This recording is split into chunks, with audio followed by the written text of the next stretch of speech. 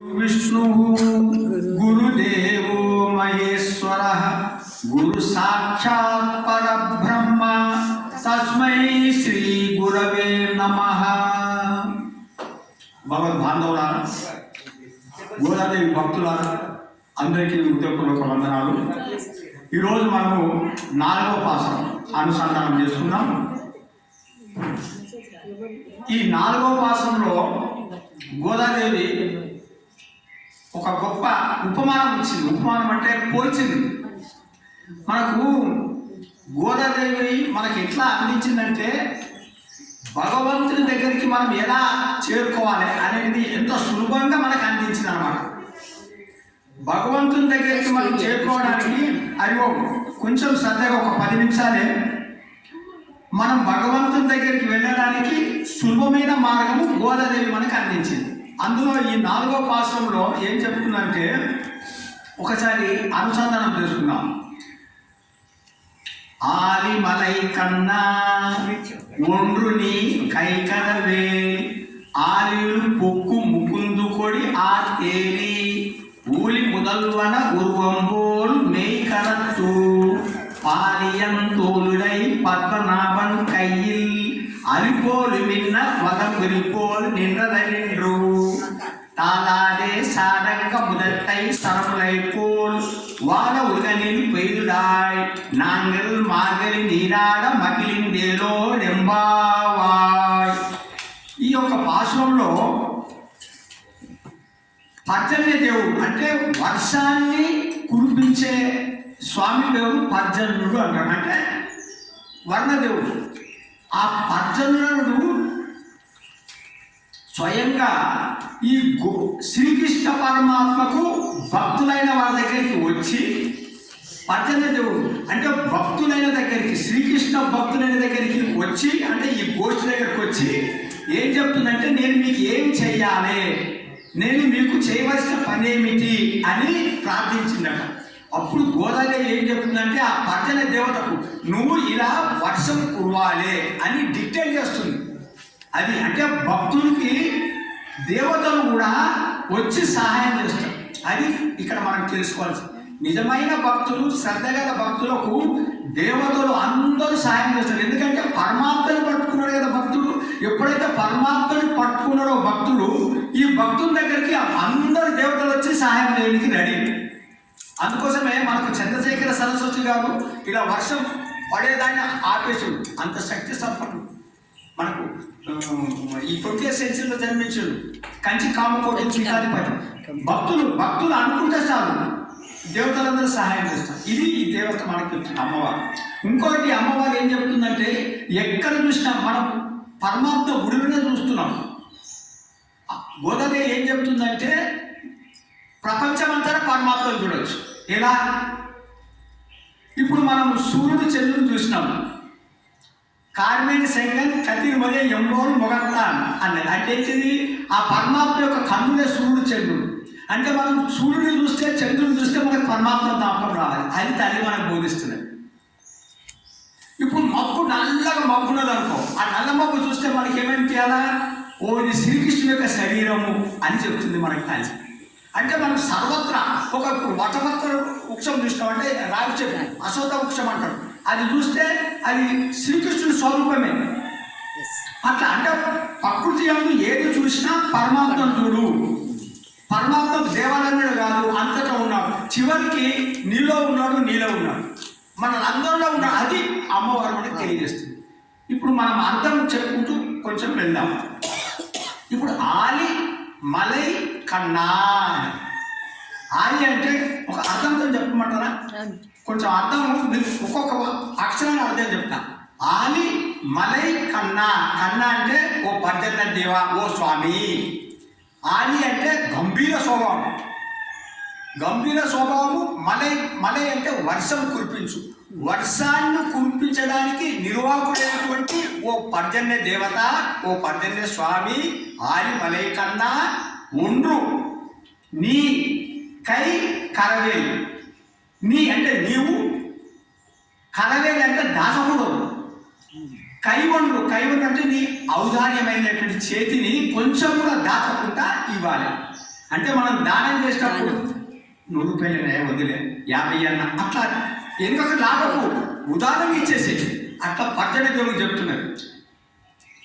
ఆలిమలై కన్నా ఒండు నీ కైకెరవే అని అంటే అప్పుడు పర్జన దేవుడు అన్నాడు, సరేనమ్మా నేను దాచకుంటే ఇష్టం కానీ ఏం చేయాలి నేను అని పర్జన దేవుడు అడిగాడు. అడిగితే ఈ గోదాదేవి చెప్తున్నది పర్జన దేవుడికి ఏం చెప్తుంది, ఆలియు పుక్కు ముకుందు కొడి ఆర్త్ ఏరి.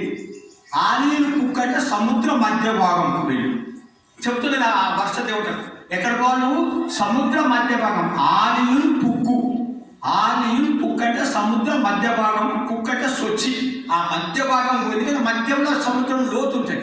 ఆలియలు పుక్కు ముకుందు కొడి, అక్కడ నీరు బాగా తాగు. ఆలియలు పుక్కు ముకుందు కొడి, ముకుందు కొడి అంటే నీరు బాగా తాగి. ముకుందు కొడి ఆర్త్, ఆర్త్ అంటే గర్జించు, గర్జన చేయి. ఆర్త్ ఏది అంటే ఆకాశం అంతా వ్యాపించు. ఏది అంటే ఆకాశం అంతా వ్యాపించు. ఎంత చెప్తున్నా చూడు పరిచయం చెప్పి, నువ్వు సముద్రం మధ్య భాగంకు వెళ్ళు, అక్కడ నీరు తాగు, ఒకసారి గర్జించు, ఆ తర్వాత ఆకాశం అంతా వ్యాపించు. ఎలా ఉండాలి ఆ ఆకాశము? ఇక్కడ పరమాత్మని పోలుస్తున్న తల్లి ఏమంటుంది, ఇది ఊలి ఊలి ముదలువన, ఊలి ముదలువన. ఊలి అంటే కాలం, కాలం టైం టైం ఊలి టైం. ఊలి ముదలువన, ముదలువన అంటే ఆ ప్రారంభానికి, అంటే కాలానికి ముందే పరమాత్మ ఎప్పుడున్నాడు. ఎట్లా చెప్తున్నాడు చూసి, వేదాలు సారం ఉన్నదంటే ఇదే. ఒక్క పదములో నువ్వు ఎన్నో చెప్పొచ్చు దీన్నే. మనం ఊలి ముదలువన అంటే కాలానికి ముందున్నవాడు ఎవరు? పరమాత్మ. అంటే ఈ సకల జగత్తుకు అభిన్న నిమిత్త కారకుడు అంటాడు. అభిన్న నిమిత్త ఉపాదానం అంటే ఈ ప్రపంచాన్ని సృష్టించడానికి ఆయనకు వేరే ఏ వస్తువు అక్కర్లేదు. పరమాత్మ ఈ ప్రపంచాన్ని సృష్టించాలంటే ఏ వస్తువు అక్కర్లేదు. ఇప్పుడు మనం ఒక ఇడ్లీ చేయాలంటే మినపప్పు కావాలా, పాత్ర కావాలా, నిప్పు కావాలా, చేసుకోడు కావాలా, ఇన్ని పదార్థాలు అయితేనే ఇడ్లీ తయారైతుంది. కానీ పరమాత్మకి ఇవన్నీ అక్కర్లేదు. తను అనుకున్నాడు ప్రపంచం కావాలా, సంకల్పం చేసి అయిపోతుంది. అది మనం పట్టుకోవాలి. ఊలి ముదలువన అంటే కాలానికి ముందున్నవాడు పరమాత్మ, ఈ సకల ప్రపంచానికి కారకుడైనటువంటి వాడు. అది ఊలి ముదలువన. ఉర్వంబోల్ అంటే నీ యొక్క సిగ్గుమేను, నీ యొక్క మేను ఎలా ఉండాలంటే నీ శరీరము, ఆ శరీరం వల్ల ఉర్వంబోల్ మెయి కలత్తు. నువ్వు ఎలా చేయాలంటే ఓ పట్టణదేవా, ఆ యొక్క పరమాత్మ యొక్క శరీరం ఎలా ఉంటుంది అంటే నల్లగా ఉంటుంది. ఆ విధంగా నువ్వు నల్లగా అయిపోవాలి. మబ్బు క్లౌడీ. ఎందుకు? తెల్ల మబ్బులు ఉంటే వర్షం వస్తుందా? తెల్ల మబ్బులు ఉంటే వర్షం వస్తుందా? నల్ల మబ్బులు ఉంటాయి. అంటే స్వామి అందుకోసం ఏమంటారంటే స్వామి యొక్క శరీరం నల్లగా ఉంటుంది. ఎందుకంటే నల్ల మబ్బులు ఉన్నప్పుడే వర్షం పడుతుంది. అంటే స్వామి యొక్క శరీరాన్ని సృష్టి అంత నల్లగా ఉంటుంది. అంటే కారుణ్య సృష్టి ఆయన చాలా దయాసాగరుడు. అలాంటి వాడుగా నువ్వు మారాలి. ఓ పట్టణ దేవ నల్లగా అయిపోవాలి శరీరం అంతా. అయితే ఏం కావాలా చెబుతున్నాను. అయిపోయి పాలి తోలుడై. పాలి అంటే విశాలమైన, అంటే అందమైన, తోడు అంటే భుజములు. అంటే విశాలమైన భుజం కదా ఎవరికి? పరమాత్మ. పాలి తోలుడై. పాలి అంటే విశాలమైన, అంటే అందమైనటువంటి, తోడు అంటే భుజములు గలవారు. పాలి తోలుడై పద్మనాభం కయ్యి. పద్మనాభం అంటే బ్రహ్మకు ఉత్పత్తి స్థానమైనటువంటి నాభి. బ్రహ్మ ఎక్కడికి వచ్చిండు? నాభి నుంచి వచ్చిండు. అనుకున్న పద్మనాభం అంటే బ్రహ్మకు ఉత్పత్తి స్థానమైనటువంటి ఆ నాభి నుంచి వచ్చినటువంటి ఆ నాభి అంత గొప్పది. ఆ నాభి గల ఓ పద్మనాభ కయ్యి, నీ చేతిలో ఏముంటుంది? పద్మనాభుని చేతిలో కుడి చేతిలో ఏముంటుంది? అలిపోలు మిన్నా అన్నాడు. ఇది రాసిండు. తల్లి చెప్తుంది అలిపోలు మిన్నా అంటే సుదర్శన చక్రం. అలిపోల్ అంటే సుదర్శన చక్రం. మిన్నా అంటే మెరువాల, షైనింగ్, మెరుపు. సుదర్శన చక్రం మెరుస్తుంది, ప్రకాశిస్తుంది. అలిపోలు మిన్నా వల్లంబిరి పోల్ నిండ్రదరిండ్రు. వల్లంబిరి పోల్ అంటే ఎడమ చేతిలో శంఖం ఉంటుంది. శంకర్ చక్రం. ఎట్లా చెప్తుందంటే, ఓ పర్జన్యదేవా, నువ్వు శ్రీకృష్ణుని వల్లే ఆ విష్ణుమూర్తి వల్లే నల్లగా శరీరం దాల్చాలా, ఆయన యొక్క అందమైన విశాలమైన భుజములో ఉన్నటువంటి కుడి చెవిలో ఉన్నటువంటి చక్రం వల్ల మెరవాలి. ఫస్ట్ వర్షం పడే ముందు ఏమొస్తుంది చెప్తుంది తల్లి. ఎంత గమనించింది చూడు ప్రకృతిని అమ్మవారు. వర్షం పడితే ఫస్ట్ ఏమొస్తుంది? మెరుపు వస్తుంది, ఉరుము రాదు. అది చెప్తుంది అలిపోలు విన్నా అంటే ఫస్ట్ మెరవాలి నువ్వు. ఎట్లా పరమాత్మ చేతిలో చక్రం ఏ విధంగా మెరుస్తుంటుందో నువ్వు ఫస్ట్ మెరవాలి. ఆ తర్వాత మెరిసిన తర్వాత ఏం కావాలా? పరమాత్మ ఎడమ చేతిలో ఉన్నటువంటి శంఖము ఏం చేస్తుంది? శబ్దిస్తుంది. ప్రణవం ఓంకారం శబ్దం చేస్తుంది. ఆ మాదిరిగా నువ్వు గర్జించాలి. గర్జించి ఏం చేయాలి? అప్పుడు ఆశీర్వాదం. దానికి ఏమంటుంది? అలిపోలు విన్న వరంలో నిన్నది తాళాదే సాంగ ముదత్తై సరములైపోలు. తాళాదంటే ఉండని సాంగ ముదత్తై సరములైపోలు. సాంగం అనే ధనుసు ఉంటుంది చేతిలో, ఎవరికి? పరమాత్మ. సాంగం ఉదత్తై ఆ ధనుసు నుంచి వెలువడినటువంటి బాణాలు ఏ విధంగా వస్తుంది ఆ విధంగా వర్షం పడాలి. అదే ఆయన ధనుసు నుంచి బాణాలు ఏ విధంగా వదులుతుంటాడో ఆ విధంగా నువ్వు ఆకాశం నుంచి వర్షం పడాలా. పడితే ఏమవుతుంది? అప్పుడు మాకు వాళ్ళ ఉలగనీళ్ళు అంటే మేము సంతోషిస్తాం. ఎవరు? లోకంలో ఉన్నటువంటి వాళ్ళు. ఉలగనీళ్ళు అంటే లోకులంతా సంతోషిస్తారు.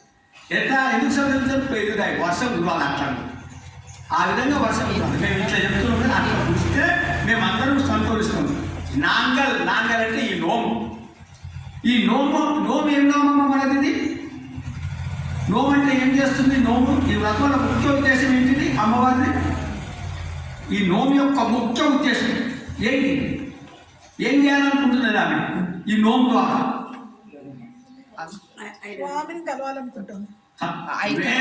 కైంకర్యం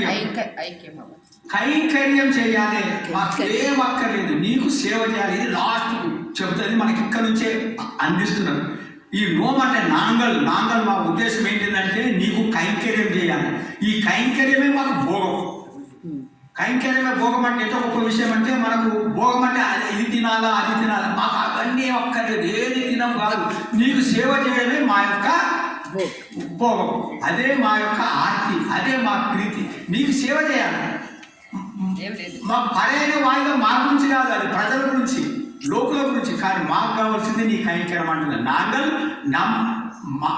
నాంగల్ మార్గని నీరాడ మకిలీం దేలో రెబ్బాయి. మార్గని నీరంటే ఈ మార్గం మార్చకుండా నీరాడంటే స్నానం చేయడం, ఆ శ్రీకృష్ణుడితో మేము కలవడం అంటే శ్రీకృష్ణుడి గుణాలు స్మరించడం. ఇది మేము చేస్తే ఈ యొక్క వ్రతము శుభంగా నెరవేరుతుంది అని చెప్తున్నాము.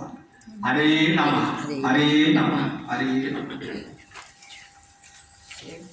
పరితర ఉంది ఇది.